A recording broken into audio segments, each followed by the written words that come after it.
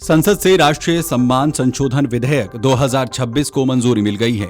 राज्यसभा से मंजूरी मिलने के बाद गुरुवार को लोकसभा ने भी विपक्ष के भारी हंगामे के बीच ध्वनिमत से इस विधेयक को मंजूरी दे दी।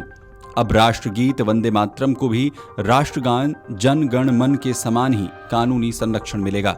राष्ट्रपति की स्वीकृति मिलते ही ये कानून बन जाएगा। दोनों सदनों से पारित होने के बाद AIMIM प्रमुख और सांसद असदुद्दीन ओवैसी ने इसका खुलकर विरोध किया। उन्होंने कहा कि मैं एक मुस्लिम हूं और अल्लाह के सिवा किसी की इबादत नहीं करता। अगर मैं किसी और की इबादत करूंगा तो अपने मजहब के खिलाफ हो जाऊंगा। जरा सुनिए उन्होंने क्या कुछ कहा। कोई याद नहीं आया। अब हम ये बोलना चाह रहे हैं कि जनगण मन जब आप पढ़ते हैं तो जनगण मन में क्या दिखता है कि ये देश दिखता है और देश की जनता दिखती है। जब आप वंदे मातरम पढ़ते हैं तो वो तो एक भगवान और देवी के बारे में पूजा की बात है उसमें। अब उन मुजाहिदीन आजादी को क्या बोलेंगे जिन्होंने इस देश के लिए कुर्बानी दी, चाहे वो मौलाना महमूदुल हसन हो, हुसैन अहमद मदनी हो, मौलाना अबुल कलाम आजाद हो, मौलाना काफी हो। ये तो देश को आजाद कराने के लिए किया था। यहां पर आप देश को इस तरह से पेश कर रहे हैं। और जनगण मन जो लिखा गया था वो तो जनता के लिए लिखा गया था। और मैं कह रहा हूं कि 1950 में राजेंद्र प्रसाद ने बहुत बड़ी गलती की। बगैर रेजोल्यूशन के उन्होंने कह दिया कि नेशनल सॉन्ग है, जबकि रेजोल्यूशन लेना चाहिए था उनको। तो और कहीं पर भी नेशनल सॉन्ग का डेफिनेशन नहीं है।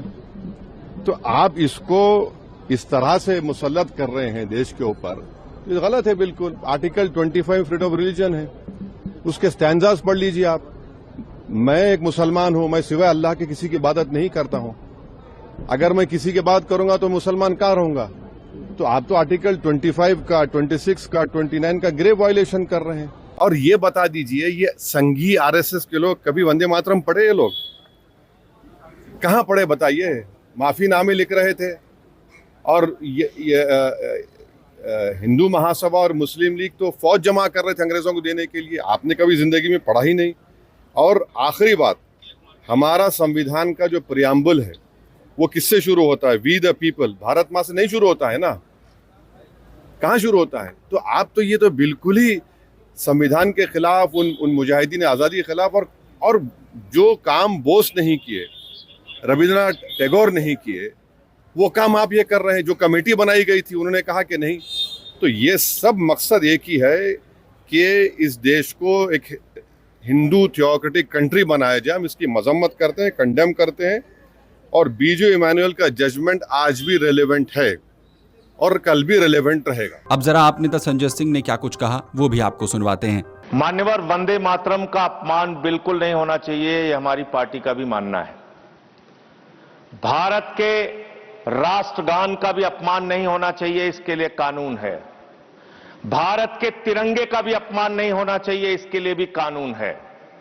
लेकिन मुझे बहुत हंसी आती है कि वो पार्टी इस बिल को लेकर आ रही है जिसने 52 साल तक, मान्यवर 52 साल तक RSS के मुख्यालय पर भारत का तिरंगा नहीं फहराया गया। भारत के तिरंगे का अपमान किया सदन की परंपरा। वहीं दूसरी तरफ राज्यसभा में वंदे मातरम बिल पर बहस के दौरान केंद्रीय गृह राज्य मंत्री नित्यानंद राय ने कहा कि राष्ट्रीय प्रतीकों का सम्मान एक ऐसा विषय है जो राजनीति से ऊपर होना चाहिए। ये विधेयक किसी व्यक्ति या विचारधारा के विरुद्ध नहीं है, बल्कि राष्ट्र की गरिमा और हमारी साझा राष्ट्रीय चेतना के पक्ष में है।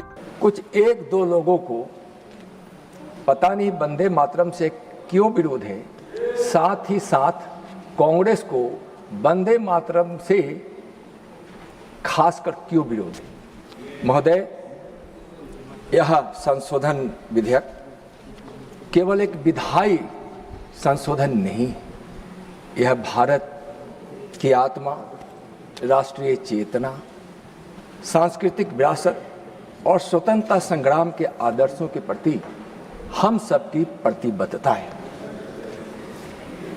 राष्ट्रीय गीत अपमान पर इस विधेयक के माध्यम से दंडनीय प्रावधान करने का विचार हुआ है। वर्ष 1971 में राष्ट्र गौरव अपमान निवारण अधिनियम के माध्यम से राष्ट्रीय ध्वज, संविधान तथा जनगण मन राष्ट्रगान के सम्मान की रक्षा सुनिश्चित किए गए। वर्तमान संशोधन का उद्देश्य राष्ट्र गीत वंदे मातरम के जानबूझकर किए गए अपमान को भी उसी प्रकार के दंडनीय बनाया जाए जैसा कि वर्तमान कानून में है। महोदय, 1875 में वंदे मातरम की रचना श्री ऋषि बंकिम चंद्र चटर्जी जी के द्वारा की गई। रचना के समय में उन्होंने कहा था, शायद मैं इसका प्रभाव न देखें, परंतु एक दिन यह हर भारतीयों के होठों पर मंत्र की तरह होगा। केंद्रीय गृह राज्य मंत्री नित्यानंद राय ने आगे कहा कि ये संशोधन विधेयक सिर्फ एक विधायी संशोधन नहीं है, बल्कि ये भारत की आत्मा, राष्ट्रीय चेतना, सांस्कृतिक विरासत और स्वतंत्रता संग्राम के प्रति हमारी प्रतिबद्धता है।